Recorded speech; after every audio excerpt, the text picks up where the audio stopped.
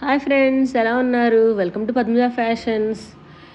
ఏంటి డ్రెస్ అని చూస్తున్నారా? దీన్ని కూచిపూడి డ్రెస్ అంటారండి. ఈ మధ్యకాలంలో ప్రోగ్రామ్ చేయడానికి వెళ్ళాము కాశీకి. అక్కడ మాకు యూనిఫామ్ ఉందన్నమాట, అందరూ ఒకే డ్రెస్లో రావాలని. అయితే స్టిచ్చింగ్ చేయిద్దామని తీసుకుని వెళ్ళాను. 2 శారీస్, పాపకోటి నాకోటి. బట్ వాళ్ళు ఏంటంటే ఒక్కో శారీకి 3,500 అడిగారు. 2 శారీస్ కలిపి 7,000 అన్నారు. సరే, మన చేతిలో పని పెట్టుకొని ఎందుకు అంత అమౌంట్ పే చేసి స్టిచ్ చేయడం అనిపించింది నాకు. ఆల్రెడీ నేను సన్ రైజ్ డ్రెస్ స్టిచ్ చేశాను, స్కర్ట్ మోడల్ చేశాను.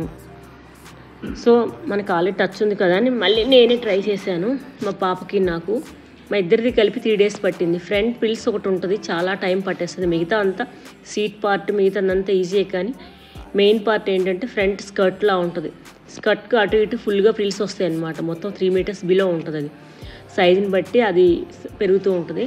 సో అది కుట్టడం మాత్రం చాలా టైం పడుతుంది. కింద 2 lines బార్డర్స్ వచ్చి పైన బిగ్ బార్డర్ వచ్చి ఇదిగోండి అటు ఇటు స్కర్ట్స్కి ఇలా ఫ్రిల్స్ ఇస్తాను అనమాట. అది అటొక లైన్ ఇటొక లైన్ అలా వస్తాయి అన్నమాట. 2.5 meters వరకు ఫుల్గా వస్తాయి ఫ్రిల్స్.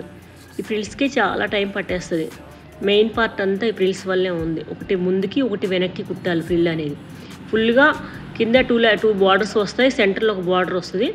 బార్డర్ వచ్చాక ఒక ప్రిల్ ఏమొచ్చి ముందుకు ఎదుగోండి ఇలా కుచ్చిస్తున్నాను, తర్వాత ఒకటి వెనక్కి ఇస్తున్నాను. ఇలా ఫుల్గా ఈ కుచ్చుళ్ళు ఇస్తాం అనమాట. ఈ కుచ్చుల్లోనే మెయిన్ అంత వర్క్ ఉంది. ఈ కుచ్చుళ్ళు అయిపోతే నెక్స్ట్ సీట్ పార్ట్, ఆ సీట్ పార్ట్కి ఇలా కుచ్చుళ్ళు వస్తాయి సైడ్కి. అయితే మెయిన్ వర్క్ అయిపోయినట్టే. ఓవర్గా డ్రెస్ అయ్యాక బొమ్మకు వేసి ఫొటోస్ తీశాను. చూసి ఎలా ఉన్నా కామెంట్ చేయండి.